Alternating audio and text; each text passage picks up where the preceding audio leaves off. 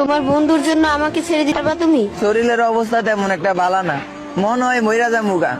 বাস carton লাগবো, কবর করন লাগবো, আব্বার কাছে গিয়া কখন লাগবো আমাদের পোলা মইরা গেছে, আমাদের তো শরীরটা তেমন ভালো না। আমি তাইলে বাজারও যাই, গিয়া সাদা কাপড় আর আতর সাবান যা লাগে কিনা লই আই। তারপরে বাবা আবার কইবো মাপটা লইয়া যা, মাপ মনে থাকবো তো।